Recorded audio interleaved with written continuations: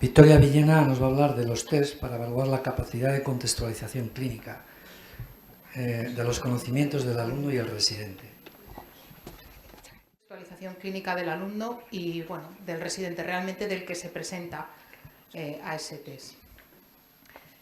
Evaluar sabemos que es obtener información sobre la competencia y el rendimiento de un candidato, y podemos tener dos objetivos. Un objetivo, como ya se ha nombrado, formativo, o sea, informar al estudiante de sus capacidades, o evaluativo, simplemente obtener calificaciones sobre lo que se esté valorando. Pero dentro de los objetivos a evaluar podemos tener varios. Simplemente los conocimientos teóricos, las competencias, o evaluar cómo se está desarrollando el proceso de enseñanza-aprendizaje, o detectar problemas en ese entrenamiento, seleccionar candidatos para determinadas cosas, por ejemplo, para el sistema MIR, de determinados candidatos que entren a formar parte de algo, que el test sea simplemente una evaluación, o valorar modificaciones en el currículum que estamos haciendo. En concreto, yo me voy a referir, por tanto, a los test que evalúan cómo se evalúan esas competencias.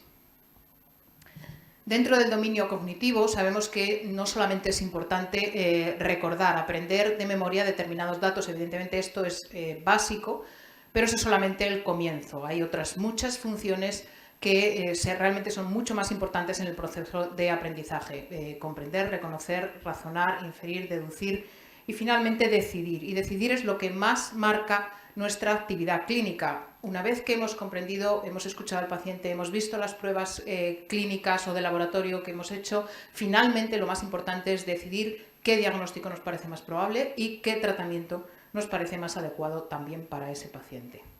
De manera que esto que todos hacemos a diario en los pacientes clínicos es lo que de alguna manera se ha denominado razonamiento clínico. Ese razonamiento clínico es difícil de transmitir porque los estudiantes aprenden la teoría, se incorporan a la práctica clínica, pero esa manera de razonar que tenemos los médicos es algo peculiar. Intervienen en ella distintas facetas. Por una parte, intervienen los conocimientos, simplemente la memoria. El estudiante tiene que conocer determinadas situaciones, determinados síntomas, signos, etc. Y en ese conocimiento además interviene mucho la contextualización, o sea que algo se recuerde o no va a depender de muchas cosas y en parte de ellas es lo que influye en la clase. La mayoría de las personas, el 60%, tienen más facilidad para recordar la información que se da de forma visual. De hecho, el 81% de toda la información que recibimos es visual. Y además, la forma que sea visual nos interviene, nos influye de manera que eso llega a condicionar hasta el 90% de lo que memorizamos. O sea que la información visual es muy importante en cómo se determina la memoria y en cómo se adquieren esos conocimientos. Pero ya digo que los conocimientos es solo la primera fase. Realmente mucho más importante de ello, pero para ello hay que tener conocimientos, es su organización, cómo se van organizando esos conocimientos en la mente y cómo se obtiene la facilidad del manejo del conocimiento, o sea, esos conocimientos básicos de la fisiopatología, de los síntomas, de las enfermedades, de los tratamientos, cómo se manejan intelectualmente.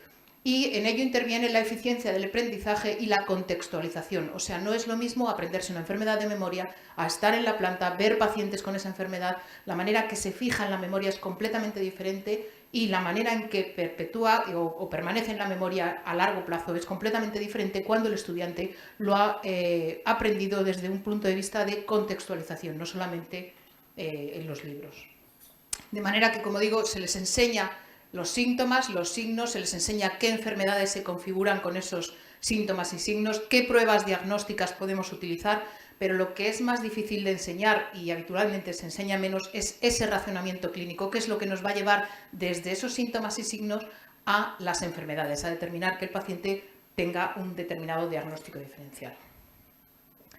Este razonamiento clínico se ha visto que se puede utilizar o actúa por distintos mecanismos, principalmente 4. Tenemos el método exhaustivo, el reconocimiento de patrones asociativos, el método del algoritmo y el razonamiento hipotético deductivo. Evidentemente, los clínicos que ya llevan una trayectoria utilizan más o menos unos u otros, pero son armas de las que habitualmente nos valemos. El primero de ellos, el método exhaustivo, es el más simple, es el que utiliza el estudiante cuando empieza, o sea que lo que hace es que recoge todos los datos. La historia clínica pregunta absolutamente todo, explora todos los sistemas y simplemente no se está planteando que el paciente tenga nada, simplemente está recogiendo a posteriori, cuando ya lee o recapacita un poco más sobre la historia, es cuando establece alguna hipótesis diagnóstica. Evidentemente este método todos lo abandonamos cuando se tiene cierta experiencia y ya simplemente hacemos una historia dirigida, eso es lo que cualquier médico hace, pero el estudiante empieza utilizando este método exhaustivo. El segundo de los métodos es el de reconocimiento de patrones asociativos. Ya lo utilizan médicos con algo más de experiencia y responde a que cuando un paciente tiene una descripción que corresponda a determinada enfermedad, de forma refleja, no de forma reflexiva, el médico asocia esos síntomas, esos signos que está recogiendo de ese paciente a determinadas enfermedades. Es un método generalmente sensitivo, o sea, porque vemos algo del paciente o oímos algo de lo que nos está contando, o palpatorio, olfativo, y se aprende con los pacientes directamente, no en el aula. Y su utilización aumenta cuando aumenta también la experiencia clínica. El tercero de los métodos es el método del algoritmo, y en este el proceso diagnóstico se hace por vías que tenemos preestablecidas, son los típicos algoritmos. Por ejemplo, paciente con hemoptisis, pues qué cuantía tiene, cuándo lo tiene, tal, yo lleva una serie de métodos de laboratorio o pruebas clínicas que hacemos, y etcétera, y al final del algoritmo llegamos a un diagnóstico o a un diagnóstico diferencial. Este método es aplicable a síntomas o a signos. Lo que hace es reproducir qué haría un médico experto y lo pueden seguir otros médicos que no tengan tanta experiencia. Si empiezan a seguir el algoritmo, les debe llevar hasta ese racionamiento diagnóstico. Y estos algoritmos deben incluir todas las causas relevantes del problema y una guía que también recuerde otros problemas infrecuentes que se deben tener en cuenta cuando los pacientes tienen esa patología o ese síntoma o ese signo guía que comienza el algoritmo. Y por último, el método hipotético deductivo, que lo que hacemos habitualmente es que a partir de los primeros datos del paciente, cuando el paciente nos empieza a decir algún síntoma o vemos algún signo que tiene, ya nuestra mente empieza a establecer hipótesis diagnósticas, y lo que hacemos es que conducimos la anamnesis o conducimos la exploración física según ese diagnóstico diferencial que vamos realizando sin darnos cuenta. De manera que cada cosa que preguntamos de forma dirigida lo que hace es apoyar o contradecir el diagnóstico preconfigurado que tenemos en ese momento sobre lo que pueda tener el paciente. Este método lo utilizan los médicos experimentados, también lo pueden realizar los estudiantes, y cuando lo hacen ellos es sobre todo una diferencia más cualitativa que cuantitativa. Bien, pues todo esto que acabo de comentar es cómo se hace este proceso de razonamiento clínico y qué test podemos utilizar, cuáles son los más frecuentes para evaluar esto. Por una parte, recuerdo que cualquier tipo de test, lo primero que hay que hacer es establecer un proyecto, o sea, saber qué se va a evaluar, qué incluye ese tema, esa temática o esa asignatura, esa parte de la asignatura, lo que sea, cuánto de peso se ha dado a determinadas materias dentro de eso, y el test debe ser un reflejo, evidentemente, de qué es lo que se quiere valorar, tanto en extensión como en importancia de los diferentes temas que se quieran evaluar. Y además, dependiendo del tema que se vaya a evaluar, hay que saber si lo que queremos saber es evaluar conocimientos o, en nuestro caso, a lo que nos vamos a referir, evaluar la aplicación a los contextos clínicos, la organización de esos conocimientos. Y como ya se ha dicho y todos sabemos, el tipo de examen que pongamos modificará el aprendizaje que va a realizar el estudiante. ¿Qué tipos hay dentro de esta evaluación de la contextualización clínica de test? Los tres a los que me voy a referir son la selección de la mejor respuesta, que ya hablé el año pasado bastante y este año será bastante resumido, el emparejamiento ampliado y el script concordance test. En cuanto a lo primero, todos conocemos cómo se realizan, consta de un enunciado, que es un caso clínico, en nuestro caso de contextualización, y una pregunta introductoria y varias respuestas, de las cuales una es correcta y suele haber entre 2 y 4 distractores. Y el tiempo los beneficios o la facilidad que tiene este test es que es fácil de elaborar, el tiempo es razonable en cuanto a su elaboración y en cuanto a su corrección, e incluso puede corregirse por personas no expertas o incluso de modo automático. Con este tipo de test pueden explorarse tres categorías de actividad mental. Por una parte, la memoria, que es lo que hemos dicho, recordar un hecho aislado, que no es lo que estamos comentando en este momento. La comprensión, o sea, identificar la información que se le ha suministrado al estudiante y, por último, y a lo que nos estamos refiriendo, es al razonamiento, o sea, resolver un problema clínico. De todas las maneras, no es el mejor formato test para evaluar este razonamiento. Ejemplos de la memoria, pues sería qué segmentos del miocardio se irrigan por la arteria coronaria derecha, pues vendría una lista y lo elegiría y preguntando lo mismo, pero del modo que evalúe el razonamiento, pues por ejemplo, de 55 años, va a urgencias, elevación del ST, etcétera, etcétera, qué arteria es la más probablemente ocluida. O sea, que no solamente es la pura memoria, sino que está dentro de un contexto clínico. Como todos sabemos, para la contextualización clínica, este tipo de test debe incluir un enunciado, que es una viñeta, o sea, un caso clínico en la que haya que incluir todo lo que nos parezca fundamental para saber poder elegir la respuesta. Puede ser, no debe ser muy larga, pero sí lo suficientemente larga para que dé todos los datos que sean esenciales y, sin embargo, las respuestas deben ser cortas. Estas respuestas oscilan entre 3 y 5, deben ser claras, con una sola correcta y que sean de la misma categoría. Y la opción clave, que es la respuesta verdadera, es buena y efectiva si una persona que esté instruida sobre el ítem la identifica sin ningún problema. En cuanto a los distractores, que son las falsas, deben ser posibles, pero incorrectas, porque si son absurdas, como se acaba de comentar, no tiene sentido ponerlas porque rápidamente las van a identificar y eso disminuye las capacidades del test. Y un distractor es bueno y efectivo si una persona que no tenga formación sobre lo que se está evaluando, pero que tenga comprensión, suficiente capacidad de comprensión para entender la pregunta, la puede elegir con la misma probabilidad, bien sea el distractor, bien sea la clave. O sea, entiende suficientemente la pregunta, pero no es capaz de elegir la buena. Es muy importante evitar los defectos técnicos, sobre los que sí que hablamos mucho el año pasado, porque hay alumnos que de forma natural identifican, y mucho más en las academias, identifican estos defectos y por tanto es mucho más fácil adivinar cuál es la cierta sin saber el tema sobre el que se está preguntando. Yo no voy a incidir, simplemente recuerdo que hay muchos defectos técnicos, algunos relacionados con la habilidad para responder y otros relacionados con dificultades irrelevantes en las respuestas.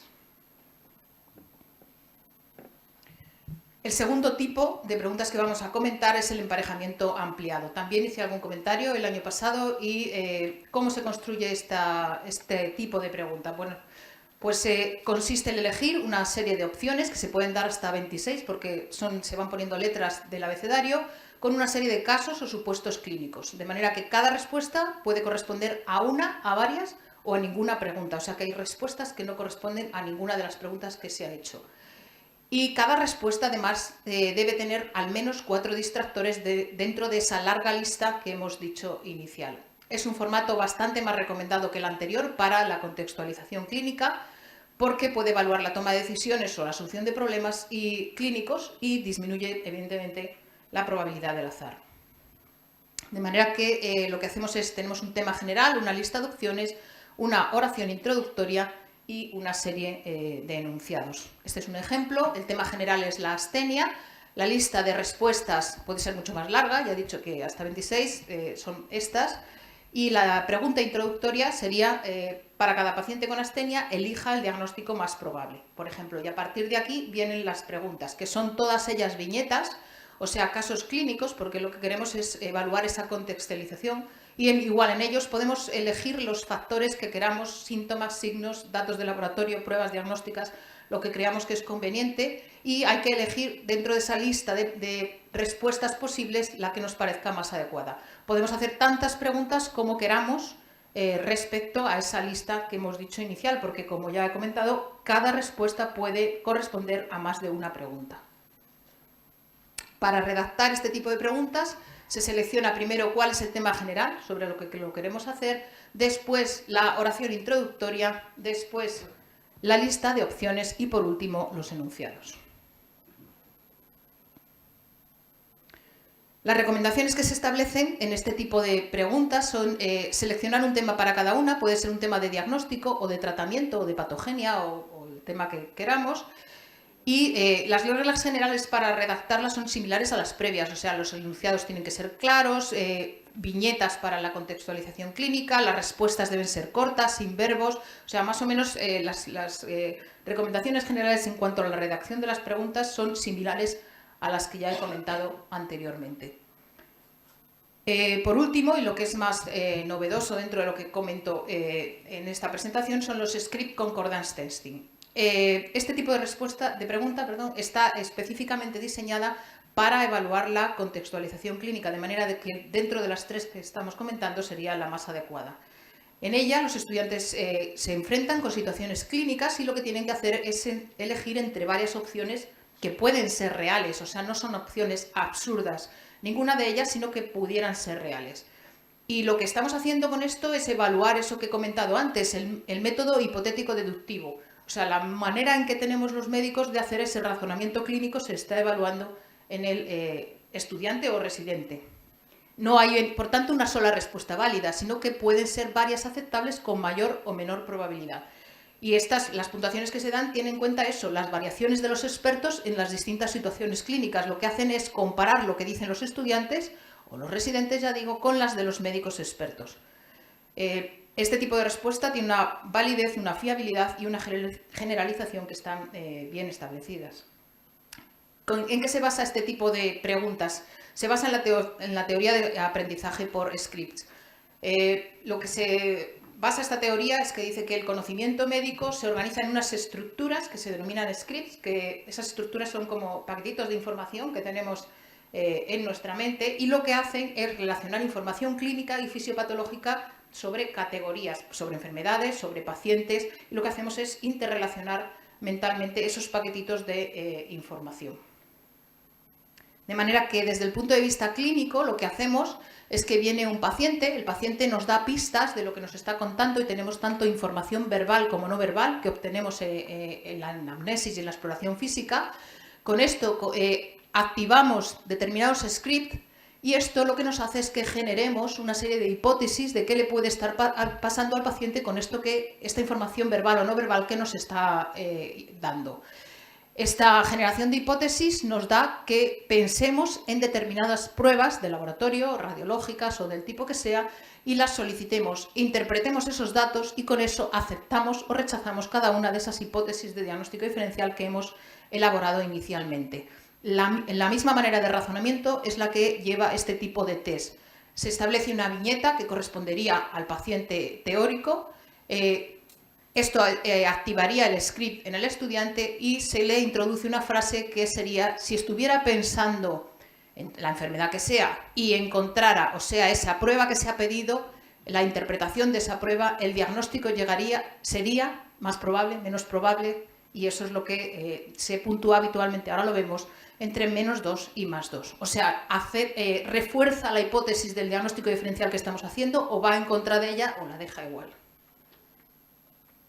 De manera que para la realización de este tipo de test, lo que hacemos es plantear un escenario clínico, una viñeta, y la pregunta consta de 3 partes. Si estuvieras pensando en, por ejemplo, una posibilidad diagnóstica o terapéutica o una prueba de laboratorio o test de cualquier tipo y encontraras lo que sea, un dato de exploración física o una prueba diagnóstica, radiológica, lo que sea, la hipótesis sería más probable, menos probable, igual de probable, etc. Estos son ejemplos de este tipo de preguntas. Por ejemplo, si tenemos un paciente que estamos pensando en una hepatitis y encontramos ictericia escleral, el diagnóstico sería, y vemos a la derecha, pues el 0 sería que nos deja igual, o que es algo más probable, o casi cierto, menos probable, o casi lo excluye. Lo segundo, en un paciente en que pensamos en una neumonía y lo que encontramos es una disminución de la auscultación de los sonidos pulmonares en el lóbulo inferior derecho, pues igual sería igual de probable, menos probable, etc. O en un ulcus duodenal, si encontramos sangre oculta en heces, el diagnóstico sería más probable, menos probable, etc. Este tipo de test no evalúa la memoria como tal, la memoria no es suficiente para responder este tipo de test y tampoco los conocimientos de base de fisiopatología, etc. Pero lo que evalúan este tipo de test es la estructura y la organización de los conocimientos. Lo que decíamos al principio cuando he comentado que está en una parte de la memoria, pero sobre todo cómo se organizan y sobre todo cómo interactúan en sí esos conocimientos pues eso es lo que principalmente evalúa este tipo de test y se aplica a contextos clínicos reales. Desde luego los conocimientos son necesarios, porque sin ellos no podemos establecer esos diagnósticos diferenciales, pero no son suficientes para hacer este tipo de preguntas. ¿Cómo se hace, cómo se construye un test de este tipo? Pues primero considerar el objetivo del examen, si es formativo o evaluativo, ya hemos dicho antes, quiénes son los sujetos evaluados, son estudiantes, son residentes, o sea, qué nivel de formación estamos pidiendo, cuál es la materia y establecer del mismo modo que comenté antes un plan general antes de empezar el examen para que se cubra toda la asignatura y potenciando distinto las áreas más importantes. Y establecer en cada pregunta qué categoría evaluar, pues si es una pregunta de diagnóstico, una pregunta de pruebas para establecer un diagnóstico o una pregunta de tratamiento. Estos son ejemplos de esas tres categorías que son las que se pueden hacer. Esto es una pregunta de diagnóstico. Para cada pregunta habitualmente se suelen hacer a su vez tres preguntas dentro. Para, por ejemplo, categoría diagnóstico, pues se pone la viñeta, una mujer que va a urgencias, con un vértigo y dice, si estuviera pensando que fuera un vértigo benigno posicional y encontrara que los episodios de vértigo duran 30 minutos, el diagnóstico sería pues más probable, menos probable, nos daría igual. Si estuviera pensando que fueran ataques isquémicos transitorios y encontrara que tiene una historia de hipertensión arterial, sería etcétera. Y si estuviera pensando que es un síndrome de Meniere y hubiera una cirugía de una lesión cutánea reciente, pues sería igual de probable, menos o más. En cuanto a los que son de test de investigación, o sea, test de laboratorio, radiológicos o del tipo que sea, pues igual se plantea una viñeta y se dicen, por ejemplo, las preguntas. Si estuvieran pensando pedir en esta mujer de 33 años con un ovario poliquístico y una hipertensión asociada al embarazo y cefaleas y alteraciones visuales, pues si estuviera pensando en pedir una resonancia magnética y encontrara que las cefaleas empeoran cuando el paciente se tumba, pues sería más probable, menos probable. Si estuviera pensando en pedir una proteinuria de 24 horas y hubiera tenido un parto vaginal hace 4 semanas, exactamente igual. O si estuviera pensando en hacer una punción lumbar y el paciente hubiera tenido una cesárea hace una semana, exactamente igual. Y por último, de tratamiento, igual siempre se pone la viñeta. Si en un paciente, 74 años, una mujer con tratamiento con hidroclorotiazida y aspirina, que tiene un episodio, bueno, pues de hablar confuso y que tiene dificultad para el movimiento de la mano izquierda, etcétera. Y dice, si estuviera pensando en mandarla a hacer una endarterectomía de carótida derecha y encontrara un 70% de estenosis de la carótida interna izquierda, pues el tratamiento sería igual, más probable, menos probable, nos daría igual, exactamente igual. Por tanto, con esas tres categorías que se pueden hacer, la primera y la segunda parte de las preguntas son iguales y lo que cambia sería la tercera parte de la construcción de las preguntas, ya que sería el diagnóstico, sería la prueba que hemos solicitado sería o el tratamiento sería. Y las respuestas desde -2, 0 hasta +2 serían las que se especifican aquí según aumentara mucho o nos dejara igual o aumentara o disminuyera de forma moderada las distintas probabilidades. Este test se ha visto que además tiene capacidad de discriminación. Esto es la aplicación de un tipo de este test. Si lo hacemos, por ejemplo, a un panel de referencia, la media, el porcentaje de los que acertaron era el 80%. Esto es cuando se hace a estudiantes de cuarto de 2 centros diferentes, alrededor del 70%. A estudiantes de segundo también de 2 centros diferentes, un 60%, y a personas al azar que no tenían información sobre el tema, un 30%. Se suele recomendar un número de preguntas que incluya 25 casos, cada uno de ellos con 3 preguntas, que es el mismo formato que acabamos de comentar, y esto tiene una duración de entre 60 y 90 minutos. La fiabilidad de este tipo de test es entre 0,75 y 0,80 y habitualmente se utiliza una puntuación entre -2 y +2, pero si es formativo se simplifica y se puede utilizar entre -1 y +1. Y en cuanto al panel de expertos, evidentemente esto hay que decir esa prueba cómo es, si avala o va en contra, de manera que esto se debe establecer con un panel de expertos. Depende del tipo de examen que se esté construyendo. Si son exámenes muy importantes, de alto nivel, se recomienda utilizar 15 miembros, 15 personas expertas en ese tema, para que puntúen las probabilidades que establecen después de haber hecho la prueba o la parte intermedia del test al que nos refiramos. Y si es un test más sencillo, se recomiendan al menos 10 expertos. Y se recomienda además que estos expertos hagan el examen una vez que ya se ha hecho, y se puede hacer también que se diseñe con una parte de ellos y que se aplique al resto del panel para ver cómo funciona el test en personas expertas. El punto de corte es siempre subjetivo, y más en este tipo de test. Se sugieren, por ejemplo, dos posibilidades: pues que sea el aprobado menos 2 desviaciones estándar de la puntuación del panel, o que evidentemente no es lo mismo valorar a estudiantes de pregrado que a residentes o a ya especialistas. Si el estudiante tiene menos formación, se recomienda incluso hasta menos 4 desviaciones estándar. Incluso para estudiantes o niveles más bajos se recomienda un panel menos experto, porque claro, evidentemente no se puede comparar el nivel de razonamiento clínico de un estudiante con el de 15 expertos en la materia. Bien, yo creo que esto, desde luego, de los test es un mundo. Cada vez más se va a evaluar la contextualización clínica, y la memoria nos hace falta, pero realmente esto no sé si se ve bien proyectado, pero es como pone copiar en un examen nivel experto, y fijaros dónde tiene el brazo y dónde tiene el brazo real. Está copiando del teléfono móvil. O sea que esto en este tipo de test no es posible. Muchas gracias.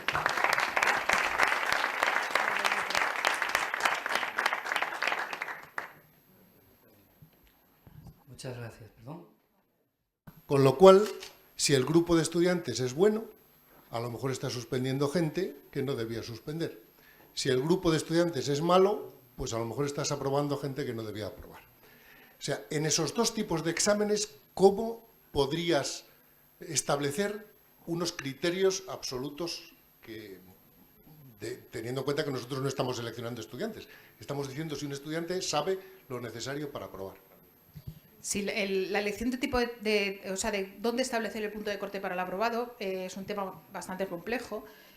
Cada tipo de test tiene diferente, y claro, los hay de forma relativa, que es comparando con el resto de la clase, o de forma absoluta, que es poniendo dónde creemos que debe estar. Entonces, hay dos métodos a su vez diferentes. Uno que es con paneles de expertos, incluso en los test normales, de los de 5 respuestas, o sea, incluso en eso se puede hacer con panel de experto, porque depende la importancia del test. Por ejemplo, si es para una oposición muy importante, o si es simplemente para un examen de un parcial.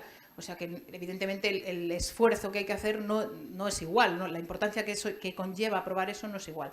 Entonces, siempre es subjetivo, no es una fórmula absolutamente matemática, y menos en este tipo de test complejos. Entonces, de manera que, evidentemente, por eso se recomiendan ahí las desviaciones estándar. En los que son de los intermedios, del Extended Matching Question, ahí no interviene el azar. O sea, ahí se puede poner el 5, en el 50%, porque no interviene, porque estamos poniendo 26 respuestas, que además cada pregunta puede tener la misma respuesta que la anterior. O sea, que es que ahí no interviene. Evidentemente, los distractores, es importante que no haya respuestas absurdas. El test tiene que estar bien diseñado, eso es aparte, ¿no? Pero si el test está bien diseñado, en ese tipo de test, en el Extended Matching Question, no interviene el azar, pero tiene que tener para cada respuesta varios distractores. Si en una respuesta solo puede ser una por lógica, evidentemente es cuestión de diseño. Y en el último, no hay ninguna otra forma, no hay ninguna fórmula matemática. Siempre se recomienda, dependiendo de a quién se está evaluando, dependiendo de lo expertos que son en el tema, porque a lo mejor son especialistas y encima especialistas en ese tema. Pues evidentemente ellos van a saber mucho mejor que si se hace una arteriografía a tal persona con tal probabilidad preprueba, la probabilidad posprueba, que en realidad es lo que está midiendo ese tipo de test, va a condicionarse de tal manera o de tal otra, ¿no? Y el estudiante, lógicamente, sabe mucho menos de eso. Por eso se habla de mucho menos, 2 desviaciones, 4 desviaciones, pero no hay una fórmula matemática. O sea, eso es por consenso de los que están creando el test. ¿Tenéis alguna experiencia práctica con esos dos? Yo con el último no, con el anterior sí. Yo este año lo he hecho, la mayoría del test de cuarto lo he hecho Extended Matching Question. Y han respondido menos, pero la verdad es que mi experiencia subjetiva es positiva. Me ha costado mucho más hacer el test. El número de preguntas ha sido un poquito mayor que otros años, pero yo he puesto 75 Extended Matching Question y 25 de Multiple Choice normal. Y yo suelo poner también una pregunta de tema. Y este año la correlación entre la gente que ha sacado buenas respuestas en el test y buena respuesta en la pregunta ha sido mucho mayor que otros años en los cuales a veces la pregunta se la sabían y el test mal o al revés. Este año ha habido bastante más correlación entre el que hacía bien la pregunta tenía mejores notas en el test. Y eso subjetivamente yo creo que ha estado mejor. Ahora la elaboración del test es mucho más compleja que un test habitual de 5 respuestas. Lo que me des tu opinión, yo puedo interpretar que a lo mejor probablemente el examen ideal a lo mejor es una combinación de estos tipos de test, ¿no? Porque si estamos viendo por los tipos de test clásicos valoramos más la memoria, que bueno, también es importante, ¿no? Tener conocimientos teóricos y memorizarlos. Y con otros tipos de test evaluamos más unos conocimientos prácticos, un razonamiento clínico. A lo mejor el examen ideal debería contener los 3 tipos de test. Pienso, y por otro lado, claro, ¿qué proporción de test de cada tipo debería ir en un examen? Si nosotros estamos dando una enseñanza eminentemente teórica y práctica, y damos clases clásicas como estamos diciendo, pero no enseñamos el razonamiento, a lo mejor el primer tipo de preguntas, es decir, los test clásicos deberían pesar más. Entonces, no sé, ¿qué te parece a ti esto? ¿Cómo debería ser el examen ideal para tu gusto? Hombre, lo primero es pensar a quién estamos examinando. O sea, que no es lo mismo examinar a residentes si se plantea algún tipo de evaluación algún día, a examinar a estudiantes de tercero o de cuarto. O sea, la contextualización clínica no podemos pedirles lo mismo, eso es lo primero. Yo creo que, a mi modo de ver, el examen debe ser mixto, porque lo que decimos es que el examen va a condicionar el aprendizaje. Si solo hacemos determinado tipo de examen, incluso si solo hacemos test, hay muchas publicaciones que dicen que también hay parte del pensamiento que estamos modificando si no ponemos nada de tema, las ideas más originales, la construcción mental de los temas. O sea que yo creo que el examen debe ser mixto. Desde luego influye muchísimo en qué estamos evaluando, porque la experiencia de si es un estudiante a si es un residente ya a final de residente es completamente diferente, y yo creo que la contextualización clínica debe ser que pese más en aquellas personas que tengan más formación, o si hubiera una oposición, que realmente fuera una oposición para entrar a un hospital o para determinadas. O sea, cuanto más niveles más altos de formación, más test de contextualización clínica debe haber, pero también puede haber una parte, desde luego no todo, contextualización clínica en el estudiante, porque hay cosas que no se pueden preguntar. Yo, en mi experiencia cuando he hecho este año, eso es que quería preguntar determinadas cosas y eso era imposible. O sea, no todo se puede preguntar con este tipo de preguntas, por eso yo creo que se debe ser mixto. ¿Cuánto de cada? Pues eso no, es que eso depende de quién se esté examinando. Nadie dice cuánto de cada, pero sí que el estudiante debe saber que se le va a preguntar de esas formas, porque va a aprender, tiene que tener cuidado de no solamente saberse las cosas de memoria, debe saber razonar, va a ver mejor reflejado lo que haya aprendido en la clínica, porque va a defenderse mejor en ese tipo de preguntas de contextualización. O sea que yo creo que se debería mezclar esto, a mí me parece útil. Yo quiero hacer un comentario. Compañeras, que lo hemos realizado con el doctor Cruz Vigo, ha sido comparar el método de evaluación de Extended Matching con un Multiple Choice. Entonces hemos realizado los 2 tipos de examen a los alumnos de tercero que cursaban fisiopatología quirúrgica del 12 de octubre este año. Y lo que hemos obtenido así a grandes rasgos es que en ambos tipos de exámenes las notas eran muy parecidas, eran un poco superiores en el Multiple Choice, lo atribuíamos nosotros, tanto nosotros como los alumnos, a que estaban más acostumbrados, a que era el tipo de examen que venían haciendo, era el primer examen... ¿Quieres que coja el micrófono? Os pido, por favor, cuando vayáis a intervenir, acercaros al micrófono. Que era la primera vez que hacían un examen tipo Extended Matching y que también tenía más contextualización clínica, que nosotros no lo pudimos comprobar, pero por la literatura y tal es lo que se cree. Y entonces, claro, a los de tercero la contextualización clínica les asusta un poco y tienen menos. Pero sí que encontramos una cosa muy curiosa, que era que el que sacaba buena nota en el Extended Matching no tenía por qué ser el que sacaba buena nota en el Multiple Choice y viceversa. Es decir, que ambos exámenes, a pesar de moverse en rangos muy parecidos, medían cosas diferentes. Y una de nuestras conclusiones del trabajo, que era en lo que iba eso, es que podrían ser métodos de evaluación complementarios, ya que unos evalúan más un tipo de los conocimientos y otro.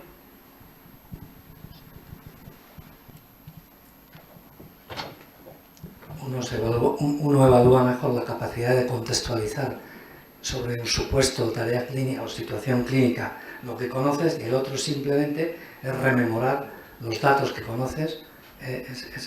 Lo que está claro, me ha gustado mucho tu respuesta, Antonio, porque exactamente es eso, yo creo.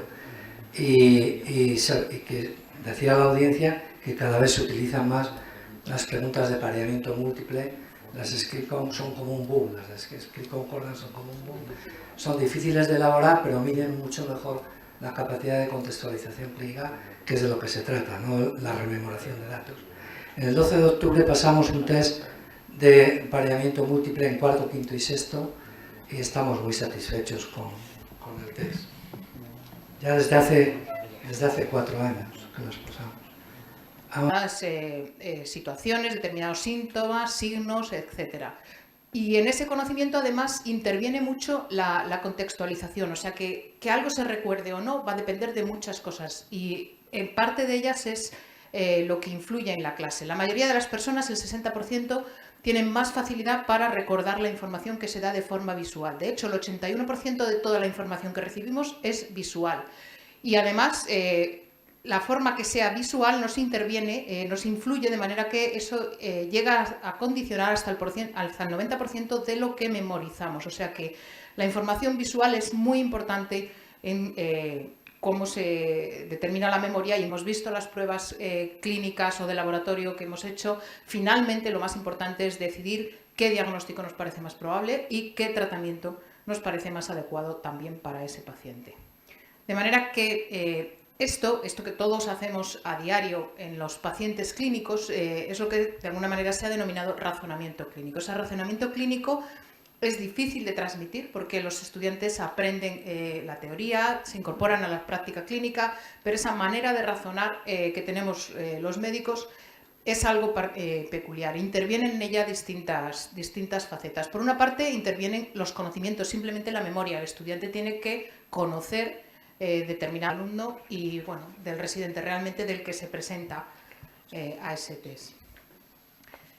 Evaluar sabemos que es obtener información sobre la competencia y el rendimiento de un candidato, y podemos tener dos objetivos. Un objetivo, como ya se ha nombrado, formativo, o sea, informar al estudiante de sus capacidades, o evaluativo, simplemente obtener calificaciones sobre lo que se esté valorando. Pero dentro de los objetivos a evaluar podemos tener varios. Simplemente los conocimientos teóricos, las competencias, o evaluar cómo se está desarrollando el proceso de enseñanza-aprendizaje, o detectar problemas en ese entrenamiento, seleccionar candidatos para determinadas cosas, por ejemplo, para el sistema MIR, de determinados candidatos que entren a formar parte de algo, que el test sea simplemente una evaluación, o valorar modificaciones en el currículum que estamos haciendo. En concreto, yo me voy a referir, por tanto, a los test que evalúan, cómo se evalúan esas competencias. Dentro del dominio cognitivo sabemos que no solamente es importante recordar, aprender de memoria determinados datos, evidentemente esto es básico, pero eso es solamente el comienzo. Hay otras muchas funciones que realmente son mucho más importantes en el proceso de aprendizaje. Comprender, reconocer, razonar, inferir, deducir y finalmente decidir. Y decidir es lo que más marca nuestra actividad clínica. Una vez que hemos comprendido, hemos escuchado al paciente.